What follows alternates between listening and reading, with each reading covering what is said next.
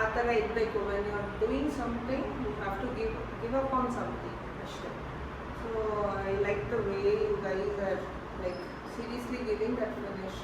ಅದೆಲ್ಲ ತುಂಬ ಚೆನ್ನಾಗಿ ಕೊಟ್ರಿ. ಆಮೇಲೆ second place goes to actually ನನಗೆ ಭೈರವಿದು ತುಂಬ ಇಷ್ಟ ಆಗುತ್ತೆ. Neat Bhairavi right. ಸೊ ಭೈರವಿದು ತುಂಬ ಚೆನ್ನಾಗಿದೆ. ಆ್ಯಂಡ್ ಥರ್ಡ್ ಪ್ಲೇಸ್ ಎಲ್ಲರೂ ಇನ್ನೂ ಚೆನ್ನಾಗಿ ಕಾಣುತ್ತೆ ಎಲ್ಲರೂ. ಓಕೆನಾ? ಸೊ ಇದು ಥರ್ಡ್ ಪ್ಲೇಸ್ ನಾನು ಎಲ್ಲರಿಗೂ ಕೊಡ್ತೀನಿ. ಬಟ್ ಫೋರ್ತ್ ಪ್ಲೇಸ್ ಕೊಟ್ಟು ನಾಗವೇಣಿ.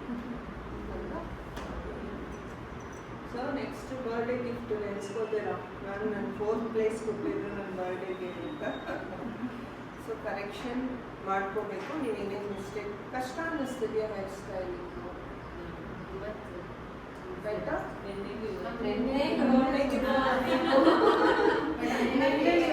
ಪಾಪ ಅಣ್ಣನಿಗೆ ತುಂಬ ಪೇಷನ್ಸ್ ಆಗಿದೆ.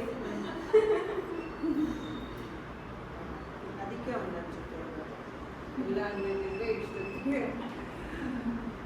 ಅದಕ್ಕೆ ನನ್ನ ಜೊತೆ ಇರೋದು ನನ್ನ ಗಂಡ, ನನ್ನಿಬ್ಬರು ಮಕ್ಕಳು ಬಿಟ್ಟರೆ ಪೇಷನ್ಸ್ ಆಗಿ ಯಾರು ನನ್ನ ಜೊತೆ because I tell it out ಅಷ್ಟೇ. Nobody hates me but they love me, even I love them.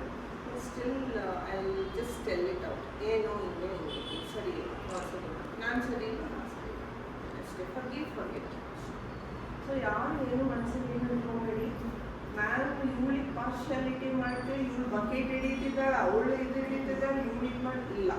ಎಲ್ಲರೂ ನಾವು ಈಕ್ವಲ್.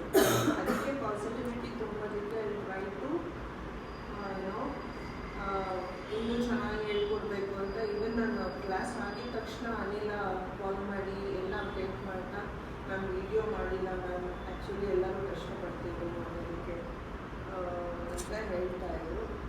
ಬಟ್ ಬೇರೆಯವರೆಲ್ಲರೂ 6 ಜನ ಇಂಟ್ರೆಸ್ಟೆಡ್ ಆಗಿದ್ರು, ಸ್ವಲ್ಪ ಜನ ಅಷ್ಟು ಇಂಟ್ರೆಸ್ಟೆಡ್ ಆಗಿರಲಿಲ್ಲ ಅಂತೆಲ್ಲ ಬಂತು.